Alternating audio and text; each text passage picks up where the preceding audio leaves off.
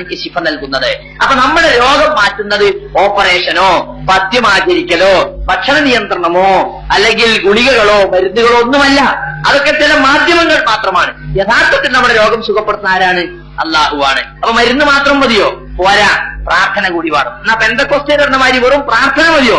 മരുന്നും ചികിത്സയൊന്നും ഇല്ലാതെ അത് പോരാ, രണ്ടും കൂടി വേണമെന്നാണ് ഇസ്ലാം പഠിപ്പിക്കുന്നത്. ലികുല്ലി ദാഇൻ ദവാഉൻ, എല്ലാ രോഗത്തിനും മരുന്നുണ്ട്. രോഗത്തിന്റെ മരുന്ന് കണ്ടെത്തി ചികിത്സിച്ചാൽ അള്ളാഹുവിന്റെ അനുമതി പ്രകാരങ്ങളെ രോഗം സുഖപ്പെടുന്നതാണ്. അപ്പൊ അള്ളാഹുവിന്റെ അനുമതി പ്രകാരമേ രോഗം സുഖപ്പെടുള്ളൂ. അള്ളാഹുവാണ് രോഗം മാറ്റുന്നവൻ എന്ന വിശ്വാസം നമുക്കുണ്ടായിരിക്കണം. ഇനി വേറെ ഒരു കാര്യത്തെ കുറിച്ച് പറയാനുള്ളത്, നമ്മുടെ നാട്ടിലൊക്കെ പണ്ട് ജിന്ന് കൂടാറുണ്ടായിരുന്നു. സുന്ദരികളായ പെൺകുട്ടികളുടെ ദേഹത്താണ് ജിന്ന് കൂടാൻ. ഇന്നൊരു ശൈത്താൻ കൂടാന്നാ പറയാ. ഇന്നൊരു ശൈത്താൻ ഇളക്കൽ എന്നൊരു പരിപാടി ഉണ്ടായിരുന്നു. അത് പകലൊന്നും ശൈത്താൻ ഇളകൂല, രാത്രി ഇളകുള്ളൂ.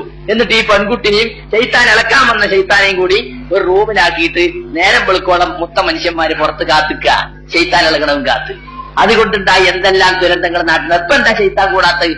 ഇപ്പൊ എന്താ ശൈത്താൻ ഇളക്കലില്ലാത്തത്? ശൈത്താനൊക്കെ മറഞ്ഞുപോയോ? സലഫി പ്രസ്ഥാനം കേരളത്തിൽ വന്നോടെ സലഫി പ്രസ്ഥാനം ചെല്ലോടത്തൊക്കെ ഇങ്ങനെ ശൈത്താൻ നീങ്ങി പോവുക. സുഹൃത്തുക്കൾ, ഇതൊരു തട്ടിപ്പായിരുന്നു എന്ന് നമ്മൾ ഇപ്പോഴെങ്കിലും മനസ്സിലാക്കണം.